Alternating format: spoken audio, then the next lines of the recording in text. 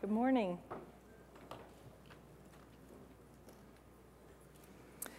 Well, I'm really pleased to be here among people who are used to thinking big, because I want to talk to you about something that's going to be huge.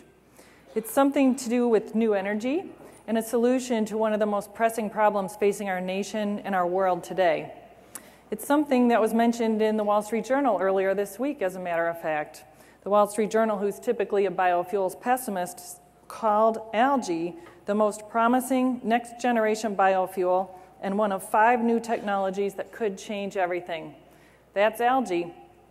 So I want to talk to you about algae, but before we do that, I think it's important to talk a little bit about the current situation with energy so we can kind of ground ourselves in the place that we're starting. I like to do that anyway. I've basically spent my whole career thinking about energy and producing it. Before I came to Sapphire Energy, I was head of global refining for BP. So if there was one word that we needed to use to describe today's energy market, I think it would have to be massive. The energy market today is the world's largest of any sort of market, both in terms of financials and in terms of just materials that are moving around all over the planet. Today's market is $5.8 trillion, and it's growing. It's actually projected to approximately double by 2020 to over $10 trillion. So it's absolutely huge. It's underpinned by pretty stable demand because energy enables us to live the way we like to live. And a big reason for this growth pattern that we see out to 2020 is the developing nations want to get to live the way we do, and that requires a lot of energy. So it is massive. It's also amazingly inexpensive. So while it's kind of a national pastime to complain about the price of oil and the price of gasoline, in the grand scheme of things, it's pretty cheap. So the best analogy I can use is when we go to the gas station and we fill up our gas tank, we oftentimes go to the marketing facility adjacent and purchase ourselves a bottle of drinking water. On a volume-for-volume basis, that drinking water is always cheaper than the gasoline, which is pretty amazing considering the technology required to deliver that gasoline to your tank. So we have a huge, fantastic system. It underpins the level of modernity that we like, and it's pretty cheap. So we could go on like this forever, right? Unfortunately, no. There's one problem. Today's energy system is completely unsustainable. So the first big problem is we're running out of oil. The U.S. hit peak oil production in 1970. Since then, we've been importing a lot of oil, but now we've hit peak oil production in the world. So that means while the demand curve I talked about a while ago is continuing to go up, the supply curve is going to start coming down. And some people say that last year's price shock was the first of many that we're going to witness as we start coming off of peak oil. The second unsustainability problem is the environment. We don't really need to overanalyze the problem if you just stand back and think about it this way. We've taken half of the crude reserves that ever existed on the face of the planet. We've taken it out from underground, we've burned it in our engines, and we've converted it to CO2 and thrown it up into the atmosphere. Now that's a pretty big disruption to the Earth's natural cycles, and that's also going to be unsustainable. So with those two issues ongoing, we've already started to see geopolitical instability based on arguing over who might have access to the last drops once it starts to become scarce and how we're going to actually burn our fuel from now on to avoid ongoing environmental disaster. That instability is bound to continue to get worse as the two first problems begin to manifest themselves in a more real way.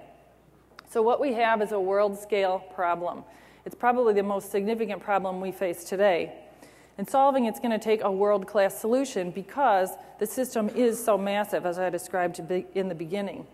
So as an oil exec, I was starting to become more and more concerned about this issue, and I started studying what the potential solutions were. I had a lot of really interesting things come across my desk. Unfortunately, most of them are pretty limited in their application. A lot of them are really interesting. Many of them run up against serious resource limitations before they ever get to the kind of scale that they need to be to actually make a difference to world scale. And many of them also created an entirely new set of problems as they themselves were trying to solve this big problem. Then I came upon the solution that motivated me to move out of big oil and into running a startup. And that solution was algae. Not algae like what you find in the swimming pool or what you see when you're out fishing in the lake, but algae which is enabled by sophisticated and breakthrough biology. Once algae is enabled in such a way, it actually creates an energy solution that's inventive, disruptive, and elegant. Algae presents at least 4 huge advantages. The first one is scalability. So stepping back for a minute just to explain this a little better, with any biofuel, what we're basically doing is taking a plant and through its ability to engage in photosynthesis, we're taking the sustainable energy for the sun and we're converting it into a usable energy form that's more densely packed and in a way that we can store and use when we want to. So algae is particularly good at this because it's 40 times more efficient at photosynthesis than any other plant on the planet. And the reason it is because it doesn't do much more than photosynthesize and turn its energy from the sun into oil. It actually does it directly into oil, which makes it even better as an energy producer. Algae, basically, each little algae plant is like a little bioreactor. So if you put it in that context, then scalability becomes really possible with algae. Let me give you an example. Last year, 4% of this nation's fuel supply, transportation fuel supply, was produced via corn and corn-based ethanol. We planted 23 million acres in order to do that in corn. If we had taken 23 million acres and actually planted it in an algae crop, we would have produced 50% of our fuel requirements. That's an amazing difference. And what this map shows here on this slide through the little green squares is a depiction of the land mass that would be required to plant algae in order to produce 100% of our fuel requirements. And that enables you to see your way through to the fact that algae is truly scalable and can really make a difference. The next big advantage to algae is it's a drop-in fuel. Well, what the heck does drop-in mean? Drop-in means it's essentially identical for all intents and purposes to the fuel that we use today. So that means if I put it in your gas tank tomorrow, you wouldn't be able to tell the difference. It's the same high quality, same energy density that we're accustomed to today. And the good thing about that is it can use the same infrastructure that we use today to produce fuel. Now the infrastructure, because our system is so massive, is also massive. And in the US alone, we've invested $12 trillion in the infrastructure, from pipelines to refineries, to tanker trucks, to major marketing terminals, to marketing outlets, and to the engines that we drive, and to the turbines that actually fire jets. So all of those things, if we came up with a solution that wasn't compatible with today's infrastructure and today's fuel, you'd have to start building new infrastructure, which actually introduces a whole new set of problems. But a drop-in fuel like algae can be compatible with today's fuel, and you don't have to invest in any new infrastructure at all, which is a huge advantage. And finally, as a drop-in fuel, algae competes economically as well. And I noticed in today's news that crude is at $82 a barrel. Well, our current business plan to commercialize algae will cause algae to compete with crude oil at $80 a barrel. So it's basically already competitive today once we get it commercialized. The third big advantage of algae is it's low carbon. So algae grows so fast that it quickly uses up all the CO2 in the ambient air around it. And if you supplement it with additional CO2, it'll grow even faster. So we can beneficially reuse industrial stat gas, industrial waste CO2, and feed it to the algae, capturing 14 to 15 kilograms of CO2 per gallon of algae oil produced. So it's a fantastic way to actually use the CO2 in our atmosphere to beneficially reuse and make oil. Now, an independent analysis was done of the life cycle from a carbon perspective of producing fossil fuels and the life cycle from a carbon perspective of producing algae oil. And that independent analysis showed that algae is 70% lower in terms of carbon emissions than fossil sources. And that's low carbon. The fourth big advantage for algae is it is sustainable. So algae likes to grow in the desert where other crops won't grow because it gets the most sun there. And it doesn't use potable water, it grows in salty water. So it's not competing with the valuable resource of drinking water or the valuable resource of agricultural land that could be produced for food.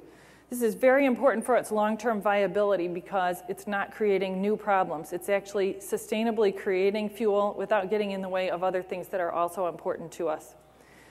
So these 4 advantages to algae, scalability, drop-in, low carbon, and sustainability, all conspire together to turn this big energy problem I talked about earlier into a huge opportunity. It's an opportunity to change the world for the better, and it's an opportunity to create huge new economic value. At Sapphire Energy, we're working hard to capture that opportunity, and we're actively growing algae to get this technology to commercialization. One of the distinctive things that we're doing is that although we focus very much on the sophisticated biology that I spoke about earlier, we're looking at the whole value chain that's required to deliver algae to you, the customer.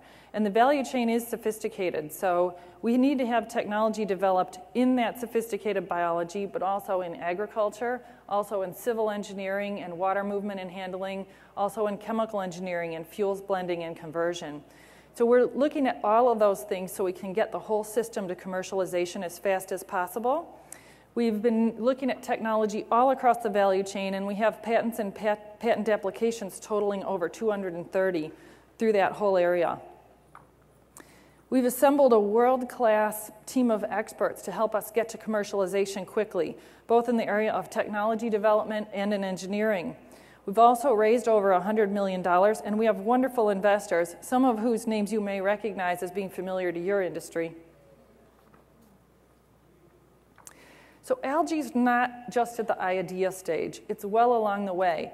This photograph you see here is an early aerial photo of our production facility in New Mexico. It's a test site. And there we're actually growing algae in open ponds sustainably. And by doing that, we're developing the engineering data necessary for our next project. And our next project, which is due to come online in 2011, is a commercial demonstration unit, which when it's at full capacity will be producing 1 million gallons per year of algae oil. Our further development plans call for 100 million gallons production by 2018 and 1 billion gallons by 2025. So it's coming. So we know this can be done actually because we're already doing it. We've actually participated in a lot of different tests, a few of which may be familiar to you. One was done earlier this year. The Continental Airlines on a 737 actually flew with one engine using conventional fuel and another engine using a mixture of renewable fuels, including algae, and the test worked perfectly. In fact, the pilot remarked that he had to back off on the thruster on the renewable engine because the energy content was a little bit higher. And so it was twisting him a little bit. The other test demonstration was actually accomplished just a couple weeks ago as part of the promotional for Fuel the Energy movie. A Toyota Prius was configured and it was dubbed the Algaeus, and Sapphire Energy provided the fuel for it, which included an algae mixture in the gasoline, and that was a very successful cross-country tour. So in closing, there's really no question in my mind that algae is the next big energy breakthrough. I know this can be done, and it will make a big difference to our country, for energy security, and for the environment. The three big issues have been addressed: technical feasibility, economic competitiveness, and environmental and resource sustainability. Now, we've thought a lot about how you at the web have changed the world, and we've been learning from you. We, too, are starting with a bold idea. We're thinking big, and we're moving ahead fast. So if you care about the world's future as I do, and if you're excited about the opportunity that algae represents, as I am, this is a good time to join with us in getting your head around and getting behind the green crude revolution. Thanks a lot.